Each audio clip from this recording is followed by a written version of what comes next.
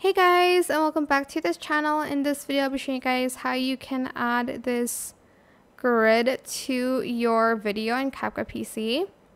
Go to library and select background, scroll down until you find like a color that you want. I'll just use the red one.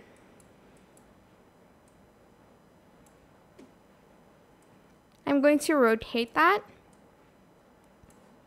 Go to mask, select mirror, and I'm also going to rotate that as well. I'm also going to just zoom in a little bit on her. Maybe like this much. Select the grid again and then go back to mask, and I'm just going to place it here and like here. Just place it wherever you want to place it, to be honest, but I'm just going to place that there. Then I'm just going to rotate it. I'm going to place that here and place that there.